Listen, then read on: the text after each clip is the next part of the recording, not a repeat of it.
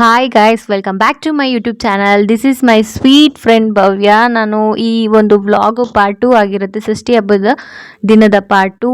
ಯಾವ ಥರ ನಾನು ಆಫ್ಟರ್ನೂನ್ ಎಲ್ಲೂ ಹೋಗಿದ್ದೆ ಅದೆಲ್ಲ ಕಂಪ್ಲೀಟ್ ಡೀಟೇಲ್ಸ್ ಕೊಡ್ತೀನಿ. ನಾನಿಲ್ಲಿ ನೋಡ್ತಾ ಇರ್ಬೋದಲ್ಲ, ನಮ್ಮ ಹಾಸನದ ಹೇಮಾವತಿ ನಗರದಲ್ಲಿರುವಂಥ ಸುಬ್ರಹ್ಮಣ್ಯ ಸ್ವಾಮಿ ದೇವಸ್ಥಾನಕ್ಕೆ ಹೋಗಿದ್ವಿ. ಆ್ಯಕ್ಚುಲಿ ತುಂಬ ಬೇಗ ಹೋಗಿ ಬೇಗ ಬರ್ಬೋದು ಅಂದ್ಕೊಂಡ್ವಿ. ಹೆಚ್ಚು ಕಮ್ಮಿ ಲೈನಲ್ಲೇ ಕ್ಯೂವಲ್ಲೇ ನಾವು 1.5 ಗಂಟೆ ಟೈಮ್ ನಿಂತ್ಕೊಂಡು ಹೋದ್ವಿ.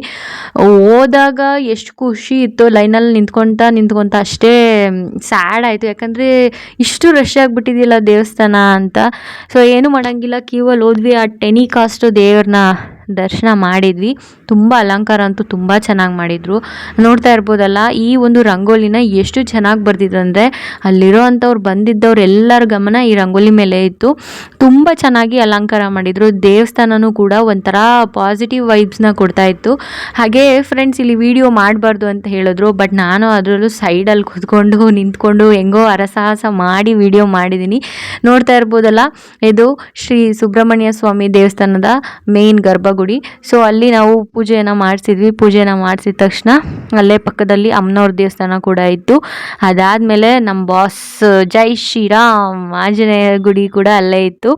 ಅದಾದಮೇಲೆ ಈ ಥರ ಒಂದು ಮೂರ್ತಿಯನ್ನು ಇಟ್ಟು ನೈಟೆಲ್ಲ ರಥ ಥರ ಸೆಲೆಬ್ರೇಟ್ ಮಾಡ್ತಾರಂತೆ. ಸೊ ಅಲ್ಲಿ ಅಕ್ಕಪಕ್ಕ ಇರುವಂಥ ಬೀದಿಗಳಲ್ಲೆಲ್ಲ ಮಾಡ್ತಾರೆ. ಅದಾದಮೇಲೆ ನನ್ನ ಫ್ರೆಂಡು ಜ್ಯೂಸ್ ಕುಡಿದು ಅವಳು ಮನೆಗೆ ಹೋದ್ಲು, ನಾನು ಮನೆಗೆ ಬಂದೆ. ಅಷ್ಟೊತ್ತಿಗೆ 7:37, 8 ಆಗಿತ್ತು. ಸೊ ಅದಾದ ತಕ್ಷಣ ಬಂದ ತಕ್ಷಣ ರೆಗ್ಯುಲರಾಗಿ ನಮ್ಮ ಮನೇಲಿ ಒಂದು ನೈಟ್ ಟೈಮ್ ನಡೆಯುವಂಥ ಒಂದು ರೊಟೀನ್ ಏನಪ್ಪ ಅಂದರೆ ಚಪಾತಿ ಅಥವಾ ಮುದ್ದೆ. ಇದು ಪಕ್ಕ ಇರಲೇಬೇಕು, ಯಾಕಂದರೆ ನಮ್ಮ ಮನೇಲಿರುವಂಥ ಅಪ್ಪ ಅಮ್ಮ ಇಬ್ಬರು ಶುಗರ್ ಪೇಷೆಂಟ್ಸು. ಸೊ ಅದ ಕಾರಣ ನಾವು ಮುದ್ದೆನ ಮಾಡ್ತೀವಿ. ಸೊ ನೋಡ್ತಾ ಇರ್ಬೋದಲ್ಲ ಫ್ರೆಂಡ್ಸ್, ಮುದ್ದೆಯನ್ನು ತುಂಬ ಈಸಿಯಾಗಿ ಮಾಡ್ಬೋದು. ಈ ಥರ ಹಿಡ್ಕೊಳ್ಳೋ ಅಂಥ ಪಾತ್ರೆ ಯಾವುದಾದ್ರೂ ಇದ್ದರೆ ಅದರಲ್ಲಿ ಸ್ವಲ್ಪ ನೀರನ್ನು ಹಾಕಿ, ಅದನ್ನು ಸ್ವಲ್ಪ ರಾಗಿ ಹಿಟ್ಟನ್ನು ಹಾಕಿ ಗಂಜಿ ಥರ ಮಾಡ್ಕೊಳ್ಳಿ. ಅದು ಕುದ್ದಾದಮೇಲೆ ಅದಕ್ಕೆ ಎಷ್ಟು ಇಟ್ಟಬೇಕು ಅಷ್ಟನ್ನು ಹೊಂದಿಸ್ಬಿಟ್ಟು ನೀವಿಲ್ಲಿ ಒಂದು ರಾಗಿ ಮುದ್ದೆಯನ್ನು ರೆಡಿ ಮಾಡ್ಕೋಬೋದು. ತುಂಬ ಜನ ಅನ್ನನ ಬಸಿತೀವಲ್ವ, ಆ ಒಂದು ಗಂಜಿಯಲ್ಲೂ ಕೂಡ ರಾಗಿ ಮುದ್ದೆಯನ್ನು ಮಾಡ್ತೀವಿ, ಅದು ತುಂಬ ಚೆನ್ನಾಗಿರುತ್ತೆ. ಸೊ ಒಂದೊಂದು ಕಡೆ ಒಂದೊಂದು ಥರ ರಾಗಿ ಮುದ್ದೆಯನ್ನು ಮಾಡ್ತಾರೆ. ನಮ್ಮ ಮನೆಯಲ್ಲಿ ರಾಗಿ ಮುದ್ದೆ ಕನ್ಸಿಸ್ಟೆನ್ಸಿ ಯಾವ ಥರ ಇರಬೇಕು ಅಂದರೆ ತುಂಬ ಸಾಫ್ಟಾಗಿ ಎಳೆದ ತಕ್ಷಣನೂ ಬರಬಾರ್ದು, ಕಟ್ಟಾಗ ಥರನೂ ಇರಬಾರ್ದು, ತುಂಬ ಗಟ್ಟಿಯಾಗೂ ಇರಬಾರ್ದು, ಒಂದು ಮೀಡಿಯಮ್ ಕನ್ಸಿಸ್ಟೆನ್ಸಿಲಿ ಇರಬೇಕು. ಸೊ ಆದ ಕಾರಣ ಈ ಥರ ಒಂದು ತೆಳ್ಳುವಾಗೆ ನಾನು ಒಂದು ಸ್ವಲ್ಪ ಮುದ್ದೆಯನ್ನು ಮಾಡ್ತಾಯಿದ್ದೀನಿ. ಹೀಗೆ ಈ ಹಿಟ್ಟೆಲ್ಲ ಹೊಂದಿಸ್ಕೊಂಡ್ಮೇಲೆ ಇದಕ್ಕೆ ನೀಟಾಗಿ ಗಂಟಿಲ್ಲದೆ ಇರೋ ಥರ ತಿರುಕೋಬೇಕು.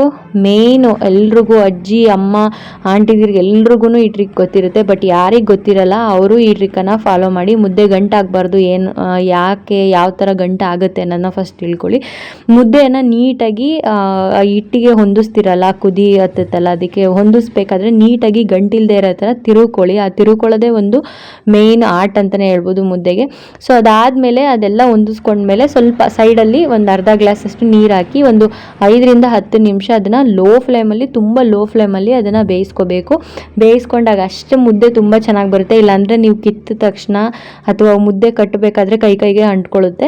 ಸೊ ನೀವು ಇಲ್ಲಿ ಅಬ್ಸರ್ವ್ ಮಾಡ್ಬೋದು, ತುಂಬ ಜನ ಎಣ್ಣೆಯನ್ನು ಹಾಕ್ತಾರೆ, ತುಪ್ಪವನ್ನು ಹಾಕ್ತಾರೆ ಗಂಟಾಗಬಾರ್ದು ಅಥವಾ ಮುದ್ದೆಯನ್ನು ಕಟ್ಟಬೇಕು, ಒಂದು ಮುದ್ದೆ ಕನ್ಸಿಸ್ಟೆನ್ಸಿ ಕರೆಕ್ಟಾಗಿ ಬರಬೇಕು ಅಂತ. ಬಟ್ ನಾನಿಲ್ಲಿ ಎಣ್ಣೆನೂ ಹಾಕಲಿಲ್ಲ, ತುಪ್ಪನೂ ಹಾಕಲಿಲ್ಲ, ಬರೀ ನಾನಿಲ್ಲಿ ನೀರು ಹಾಗೆ ರಾಗಿ ಹಿಟ್ಟನ್ನು ಬಳಸ್ಕೊಂಡು ಮುದ್ದೆ ಮಾಡಿದ್ದೀನಿ. ಎಷ್ಟು ಸಾಫ್ಟಾಗಿ ಬಂದಿದೆ ನೋಡಿ. ಈ ಥರ ತಿರುಕೋತಾ ಇದ್ದೀವಲ್ಲ, ಇದ್ರ ಮೇಲೇ ಡಿಪೆಂಡ್ ಆಗೋದು ಈ ಒಂದು ಮುದ್ದೆ. ಅದಾದಮೇಲೆ ನೀಟಾಗಿ ಒಂದು ಪ್ಲೇಟನ್ನು ತೊಗೊಂಡು ಮುದ್ದೆಯನ್ನು ನೀಟಾಗಿ ಕಟ್ಟಬೇಕು. ನೀವು ಸ್ಟಾರ್ಟಿಂಗ್ ಮಾಡ್ತಾಯಿದ್ದೀರಿ ಅಂದರೆ ಯಾವ ಶೇಪಲ್ಲಿ ಬೇಕಾದರೂ ಮಾಡ್ಕೋಬೋದು. ನಾನು ಬಿಕಾಸ್ 8th ಸ್ಟ್ಯಾಂಡರ್ಡಿಂದ ಮುದ್ದೆಯನ್ನು ಮಾಡ್ತಾಯಿದ್ದೀನಿ. ಆವಾಗಿಂದನೂ ನಮ್ಮ ಅಮ್ಮಂಗೆ ಸ್ವಲ್ಪ ಶುಗರು. ಸೊ ಚಿಕ್ಕ ವಯಸ್ಸಿಂದನೇ ಅಡುಗೆ ಎಲ್ಲ ನೀಟಾಗಿ ಕಲಿಸ್ಬಿಟ್ರು ನಮಗೆ. ಸೊ ಆವಾಗ ಏನಪ್ಪ ಅಂತ ಹೇಳಿದ್ರೆ ಸ್ಟಾರ್ಟಿಂಗು ಯಾವ್ಯಾವುದೋ ಶೇಪಲ್ಲೆಲ್ಲ ಮಾಡಿಬಿಟ್ಟಿದ್ದೀನಿ ಮುದ್ದೆನ. ಬಟ್ ಚಿಕ್ಕವಳಿದ್ದಾಳಲ್ಲ ಅಂತ ಹೇಳ್ಬಿಟ್ಟು ನಮ್ಮಮ್ಮ ಅಷ್ಟು ಅನುಸರಿಸ್ಕೊಂಡು ತಿಂದಿದ್ದಾರೆ. ಬಟ್ ಇವಾಗ ನೀಟಾಗಿ ಮಾಡ್ತೀನಿ. ಎಲ್ಲ ಮುದ್ದೆ ಅಡುಗೆ ಎಲ್ಲ ಚೆನ್ನಾಗಿ ಮಾಡಬೇಕಲ್ವ, ಸೊ ನೋಡೋರ್ಗೂ ಖುಷಿ ಆಗಬೇಕು. ಇದು ಬಿಸಿ ಇದ್ದಾಗಲೇ ಸುಡ್ತಾ ಇರುತ್ತೆ ನೋಡಿ, ಇಲ್ಲಿ ಹೊಗೆ ಕಾಣಿಸ್ತಾ ಇರ್ಬೋದಲ್ವ. ಇವು ಸುಡ್ತಾ ಇದೆ ಅಂತೇಳಿ ಕಟ್ಟಲ್ಲೇ ಇರಬೇಡಿ, ಯಾಕಂದರೆ ತುಂಬ ಗಟ್ಟಿಯಾದ್ರೂ ಮುದ್ದೆ ನೀಟಾಗಿ ಬರಲ್ಲ. ಸೊ ಆದ ಕಾರಣ ಸುಡಬೇಕಾದ್ರೇ ಆದಷ್ಟು ಸುಡುತ್ತೆ. ಬಟ್ ಪ್ರಾಕ್ಟೀಸ್ ಮಾಡ್ತಾಯಿದ್ರೆ, ಡೈಲಿ ಡೈಲಿ ಮಾಡ್ತಾಯಿದ್ರೆ ಅದೇ ನಿಮಗೆ ನಾನು ಹೊಸ್ತೇನು ಅನ್ಸಲ್ಲ ಅಥವಾ ತುಂಬ ಕಠಿಣ ಅಂತ ಏನು ಅನ್ಸಲ್ಲ. ಅದಾದಮೇಲೆ ಫ್ರೆಂಡ್ಸ್, ಈ ವಿಡಿಯೋದಲ್ಲಿ ಮೇಯ್ನಾಗಿ ಒಂದು ಮಾತು ಹೇಳಬೇಕು. ಯಾರೆಲ್ಲ ನೀವು ಜಾಯಿಂಟ್ ಫ್ಯಾಮಿಲಿಲಿದ್ದೀರಾ ಅಥವಾ ಫ್ಯಾಮಿಲಿಯನ್ನು ಹೊಂದಿದ್ದೀರಾ, ಅಪ್ಪ ಅಮ್ಮ ಅಣ್ಣ ತಂಗಿ ಎಕ್ಸೆಟ್ರಾ ಯಾರ್ಯಾರು ಇದ್ದೀರಾ ಅವರೆಲ್ಲರೂ ಆದಷ್ಟು ನೈಟು ಒಂದೇ ಸಲ ಊಟವನ್ನು ಮಾಡೋಕ್ಕೆ ಕೂತ್ಕೊಳ್ಳಿ. ಯಾಕಂತ ಹೇಳಿದ್ರೆ ಬೆಳಗ್ಗೆ ಆಗಿದ್ದರಿಂದ ಸಂಜೆ ತನಕ ನಿಮ್ಮದು ಏನೇನು ರೂಟೀನ್ ಇರುತ್ತೆ, ಹಾಗೆ ಏನೇನು ಮಾಡಿದಿರಿ ಅದನ್ನು ಫ್ಯಾಮಿಲಿಯೊಂದಿಗೆ ಶೇರ್ ಮಾಡಿ. ಆದಷ್ಟು ವಿಚಾರಗಳನ್ನ ನೀವು ಫ್ಯಾಮಿಲಿಗೆ ಶೇರ್ ಮಾಡಿದರೆ ಅಷ್ಟೇ ನಿಮ್ಮ ಸೀಕ್ರೆಟ್ಸ್ ಆಗಿರ್ಬೋದು ಅಥವಾ ನಿಮ್ಗೆ ಏನಾದರೂ ಬೇಜಾರಾಗಿದ್ದರೆ ಅಥವಾ ಖುಷಿ ವಿಚಾರ ಏನೇ ಒಂದಾಗಿದ್ರೂ ಫ್ಯಾಮಿಲಿಯೊಟ್ಟಿಗೆ ಶೇರ್ ಮಾಡಿ. ಯಾಕಂದರೆ ಫ್ಯಾಮಿಲಿ ಮುಂದೆ ನೀವು ಹೇಳ್ಕೊಂಡ್ರೆ ನಿಮ್ಮ ಕಷ್ಟ ಸುಖಗಳನ್ನ ಅವ್ರು ಯಾವುದೇ ಕಾರಣಕ್ಕೂ ನಿಮಗೆ ಸಪೋರ್ಟ್ ಮಾಡಲ್ಲ ಅಂತಂತೂ ಹೇಳಲ್ಲ. ಬಟ್ ಎಲ್ಲರ ಮನೇಲೂ ಅದೇ ಥರ ಇರಬೇಕು ಅಂತಲೂ ನಾನು ಹೇಳ್ತಾ ಇಲ್ಲ. ನಿಮಗೆ ಕಂಫರ್ಟ್ ಫೀಲ್ ಬರಬೇಕು ಅಂದರೆ ನಿಮ್ಮ ಫ್ಯಾಮಿಲಿಲೇ ಫಸ್ಟ್ ಅದನ್ನು ಕ್ರಿಯೇಟ್ ಮಾಡ್ಕೋಬೇಕು.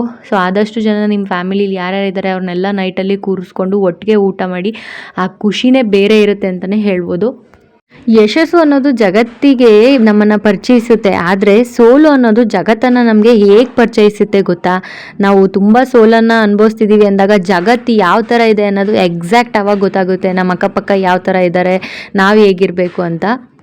ನಿಮಗೆ ತುಂಬ ಇಷ್ಟವಾದ ಯಾವುದೇ ಕೆಲಸವನ್ನು ಪ್ರಯತ್ನಿಸದೆ ಸುಮ್ಮನೆ ಕೂತ್ಕೊಳ್ಳೋಕೆ ಹೋಗ್ಬಿಡಿ. ಪ್ರೀತಿ ಸ್ಫೂರ್ತಿಯಿಂದ ಮಾಡಿದ ಕಾರ್ಯದಲ್ಲಿ ಯಾವಾಗಲೂ ಯಶಸ್ಸಂತೂ ಇದ್ದೇ ಇರುತ್ತೆ.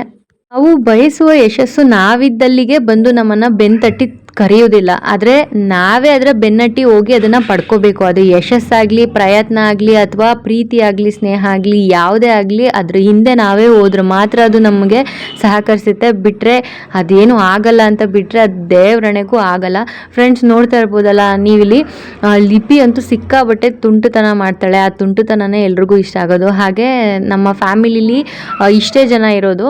ಸದ್ಯಕ್ಕೆ ನಮ್ಮ ಅಣ್ಣ ಬೇರೆ ಕಡೆ ಕೆಲಸ ಮಾಡ್ತಾ ಇದ್ದಾರೆ. ಸೊ ಆದ ಕಾರಣ ನಮ್ಮ ಫ್ಯಾಮಿಲಿಲಿ ಇಷ್ಟು ಜನ ಇದ್ದೀವಿ. ಅಜ್ಜಿ, ಅಮ್ಮ, ಅಪ್ಪ, ಹಾಗೆ ಲಿಪಿ, ನಾವೆಲ್ಲ ಕೂತ್ಕೊಂಡು ಒಟ್ಟಿಗೆ ಊಟ ಮಾಡ್ತೀವಿ.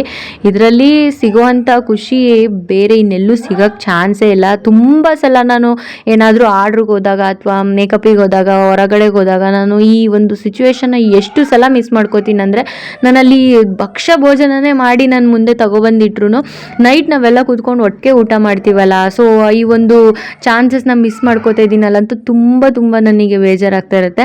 ಬಟ್ ಟೆನಿಕಾಸ್ಟ್ ನನ್ನ ಕೆಲಸ ಎಲ್ಲ ಮುಗಿಸಿ ಮನೆಗೆ ಬಂದ ತಕ್ಷಣ ಏನೋ ಒಂದು ನೆಮ್ಮದಿ ಫೀಲ್. ನಾನು ಎಲ್ಲೋ ಒಂಥರ ಸೇಫ್ ಜಾಗದಲ್ಲಿದ್ದೀನಿ, ಸೇಫ್ ಜಾಗಕ್ಕೆ ಬಂದೆ ಅಂತ ಒಂದು ಖುಷಿಯಾಗುತ್ತೆ. ಎಷ್ಟು ಜನಕ್ಕೆ ಈ ಥರ ಅನಿಸುತ್ತೆ? ನಿಜವಾಗ್ಲೂ ಆ ಥರ ಅನಿಸಿದ್ರೆ ಕಮೆಂಟ್ ಮಾಡಿ. ನಿಮ್ಮ ಫ್ರೆಂಡ್ಸ್, ಹಾಗೆ ನನ್ನ ವ್ಯೂವರ್ಸಿಗೆಲ್ಲ ನನ್ನ ನೆಕ್ಸ್ಟ್ ವ್ಲಾಗ್ ತುಂಬಾ ಚೆನ್ನಾಗಿರುತ್ತೆ. ಅದನ್ನು ನಿಜವಾಗ್ಲೂ ಅದನ್ನು ವಾಚ್ ಮಾಡಿ. ಈ ವ್ಲಾಗು ನಿಮಗೆ ಇಷ್ಟ ಆಗಿದ್ರೆ ಲೈಕ್ ಮಾಡಿ, ಶೇರ್ ಮಾಡಿ, ಕಮೆಂಟ್ ಮಾಡಿ.